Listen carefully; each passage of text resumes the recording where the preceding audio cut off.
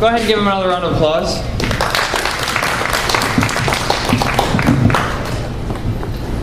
And seeing as how I'm next up on the list, I'm not going to be so pretentious as to introduce myself. So, I'm Shane. And I'm going to read some poetry. This is by Billy Collins from 1996. She says to him, musing, "If you ever leave me and marry a younger woman and have another baby, I'll put a knife in your heart." They are in bed, so she climbs onto his chest and looks directly down into his eyes.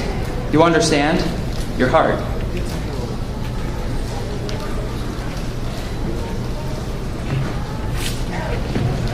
Next is by Charles Bukowski. It's called My Father. My father was a truly amazing man. He pretended to be rich, even though we lived on beans and mush and weenies. When we sat down to eat, he said, "Not everybody can eat like this." And because he wanted to be rich, or because he actually thought he was rich, he always voted Republican. He voted for Hoover against Roosevelt, and he lost. And then he voted for Alf Landon against Roosevelt, and he lost again, saying, "I don't know what this world is coming to. Now we've got to get that goddamn red in there again. And the Russians will be in our backyard next." I think it was my father who made me decide to become a bum. I decided that if a man like that wants to be rich, then I want to be poor. And I became a bum. I lived on nickels and dimes, and in cheap rooms, and on park benches. I thought, maybe the bums knew something. But I found out that most of the bums want to be rich too. They just failed at that. So caught between my father and the bums, I had no place to go, and I went there fast and slow. Never voted Republican, never voted. Buried him, like an oddity of the earth, like 100,000 oddities, like a million other oddities, wasted. Thank you.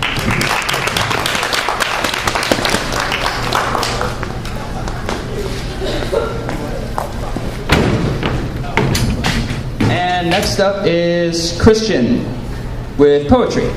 Round of applause.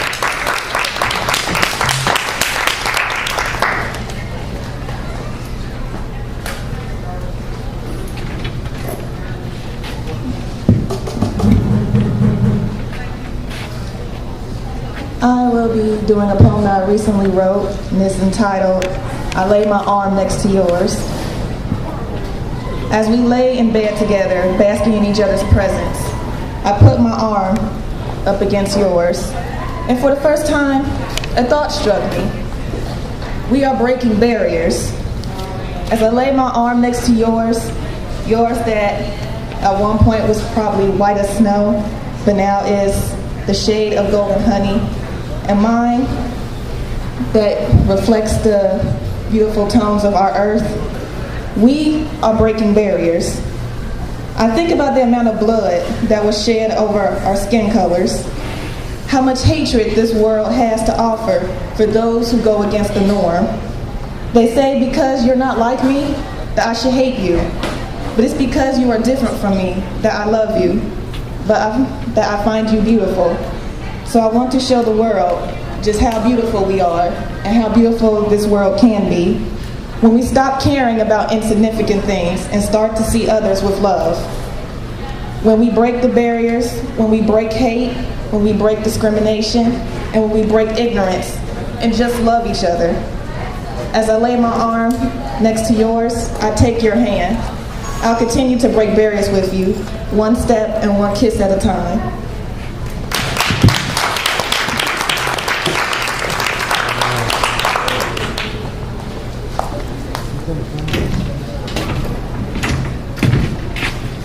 Thank you, and next up is Manuel.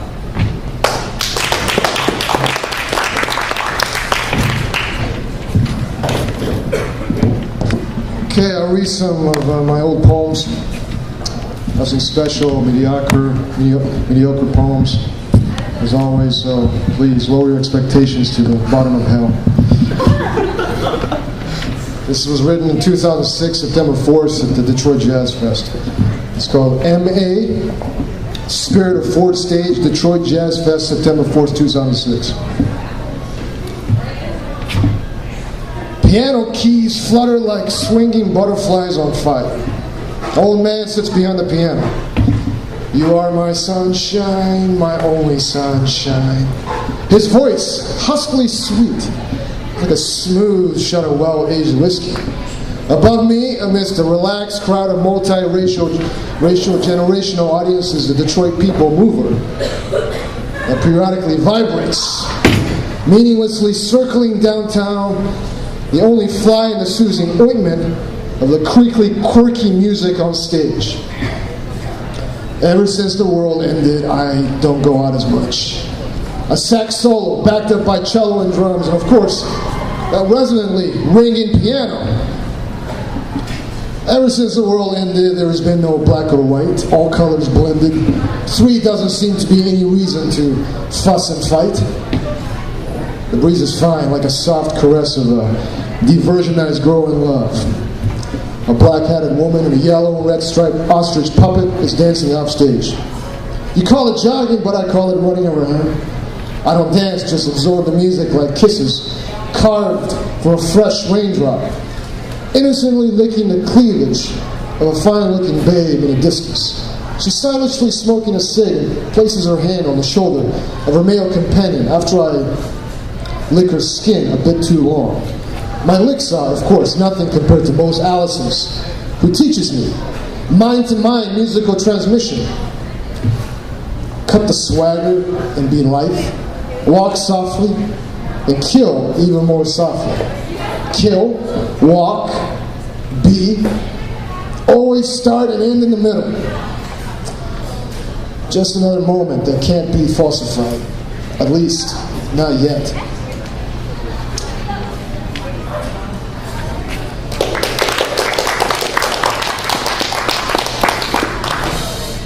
Okay, this next one is called the Death of Cliche, Cliche of Death.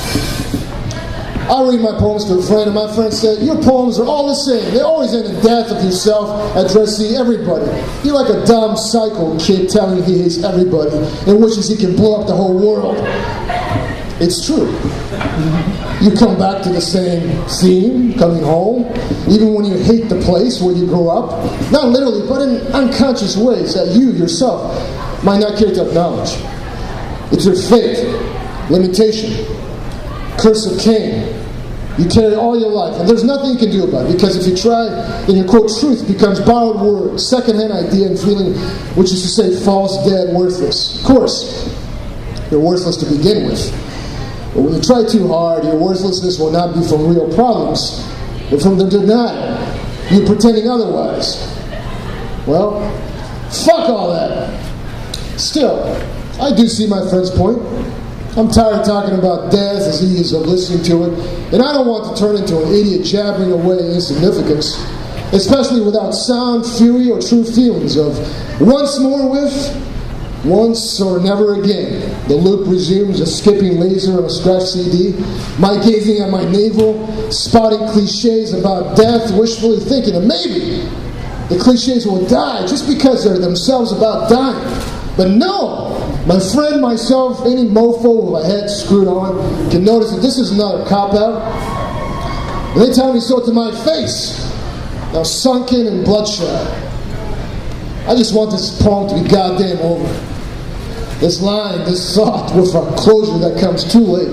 A point of terminus that says, fuck you, the meaning. A punctuation mark that knifes you and whispers, it's all over, baby blue.